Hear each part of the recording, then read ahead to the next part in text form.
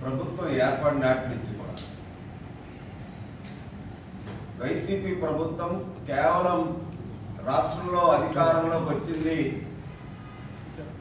భూములు కాజేయడానికి అని అనడానికి నిదర్శనం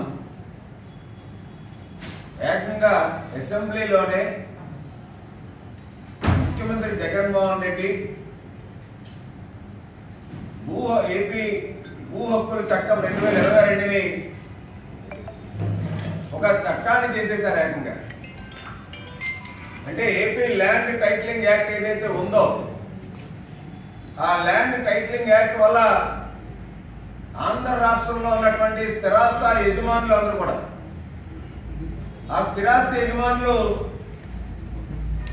అయోమయంలో పడిపోయి వాళ్ళ ఆస్తుల పరిస్థితి ఏంటో అగమ్యగోచరమైన స్థితిలోకి రాష్ట్రంలో ఉన్నటువంటి సామాన్య ప్రజానికంతో సైతం అందరినీ కూడా ఒక అయోమయమైన పరిస్థితిలో ఇవాళ ముఖ్యమంత్రి జగన్మోహన్ రెడ్డి రాష్ట్ర ప్రజల స్థిరాస్తుల్ని ఆ AP land title deed act ఏదైతే ఉందో ఆ ల్యాండ్ టైటిల్ డీడ్ యాక్ట్ వల్ల పూర్తిగా రాష్ట్ర ప్రజలందరూ కూడా ఎవరికైతే ఎక్కడెక్కడ ఆస్తులు ఉన్నాయో వాళ్ళ ఆస్తులు బదిలీ చేయాలన్నా తాతతండ్రుల నాటి కోర్టులో వివాదాలున్నా లేదు భాగస్వామి యొక్క హక్కుల్ని వీళ్ళు న్యాయపరంగా పోరాటం చేయాలన్నా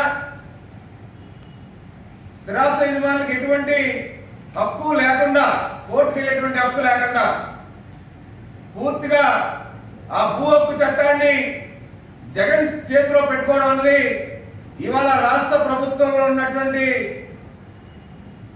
ఆస్తులు ఎవరైతే ఉన్నాయో భూ హక్కుదారులు ఎవరైతే ఉన్నారో వాళ్ళందరూ పరిస్థితి కూడా అగమ్యగోచరంగా తయారై ఉంది. రెవెన్యూ చట్టాలు ఉన్నాయి, హైకోర్టు సుప్రీంకోర్టు తీర్పులు ఉన్నాయి, ఏపీ ల్యాండ్ యాక్ట్స్ ఉన్నాయి, మరి 1974లో రెవెన్యూ యాక్ట్ ఉంది. ఇన్ని చట్టాలు ఉంటుండగా భూమి ట్రాన్స్ఫర్ చేయాలన్నా భూమి మీద హక్కుల గురించి పోరాటాలు చేయాలన్నా టీఆర్ఓ అపాయింట్ చేస్తారంట వీళ్ళు. టైటిల్ రిజిస్టర్ ఆఫీసర్ అంటే టైటిల్ రిజిస్టర్ ఆఫీసర్ దగ్గరికి వీళ్ళు కోర్టుకు వెళ్ళాలన్నా ఎన్ఓసి తెచ్చుకోవాలి. ఆయన ఆశయ సాధన కోసం కార్యకర్తలకి పార్టీ నాయకులకి ఇచ్చే గౌరవం కోసం అవన్నీ చూసి ఆకర్షితుడై ఇవాళ విశాఖ ఎమ్మెల్సీ వంశీ ఇవాళ జనసేన పార్టీలోకి వస్తే నిన్న మంత్రి అమర్ ఏం మాట్లాడుతున్నాడో అర్థం లేదు. ఇదే వంశీ ఆ యొక్క పార్టీని తన భుజస్కంధాల పైన జెండా పట్టుకుని మోసిన సందర్భాలు ఉన్నాయి పార్టీ స్థాపించిన దగ్గర నుంచి కూడా. అలాంటి వ్యక్తికి బీసీ నాయకుడికి అన్యాయం జరిగింది, అవమానం జరిగింది, కనీసం గుర్తింపు లేకుండా మమ్మల్ని రాజకీయంగా అడగడానికి చూస్తున్నారని చెప్పి ఒక బాధతో ఒక ఆవేదనతో రాజకీయ సుస్థిరత రాజకీయంగా రాష్ట్ర అభివృద్ధి కోసం రాష్ట్ర భవిష్యత్తు కోసం యువత భవిష్యత్తు కోసం మనం నిలవాలి అంటే జనసేనాని పవన్ కళ్యాణ్ గారికి అండగా ఉండాలి.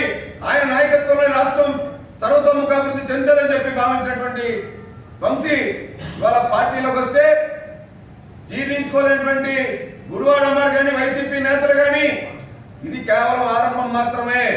నాయకత్వం నచ్చి పవన్ కళ్యాణ్ గారి ఆశయ సాధన కోసం పవన్ కళ్యాణ్ గారు తీసుకున్న నిర్ణయాల కోసం పవన్ కళ్యాణ్ గారి యొక్క సిద్ధాంతాల కోసం జనసేన పార్టీలోకి పెద్ద ఎత్తున ప్రతి ఒక్కరు కూడా రాబోతున్నారు. జనసేనాని పవన్ కళ్యాణ్ తీసుకున్న నిర్ణయానికి పార్టీ నిర్ణయానికి విశాఖ జిల్లాలోనే కాదు రాష్ట్రంలో ఉన్నటువంటి జనసేన పార్టీ శ్రేణులందరూ కూడా ఎవరు వచ్చినా మనస్ఫూర్తిగా ఆహ్వానిస్తాం. మాకు రాష్ట్ర అభివృద్ధి ముఖ్యం, అధికారం ముఖ్యం కాదు. ఖచ్చితంగా రాష్ట్ర అభివృద్ధితోనే ఈ రాష్ట్రాన్ని మనం కాపాడుకోగలుగుతామని చెప్పి ఎత్తుబోధ పలుకుతా ఉన్నాం.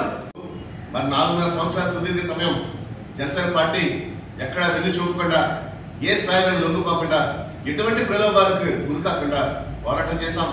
ఈ పోరాటంలో విశాఖపట్నానికే ఒక దిక్సూచిగా తన్మానకంగా మా జనసేన పార్టీ తరఫున పీతల గారు ఒక ఫ్లాగ్షిప్ పోరాటాన్ని అంటే ముందుండి నడిపించే పోరాటాన్ని చేసేందుకు పార్టీ తరఫున ఆయన అభినందిస్తూ ఇంకొక 3 నెలల పాటు ఈ పోరాటం ఉధృతం చేస్తాం.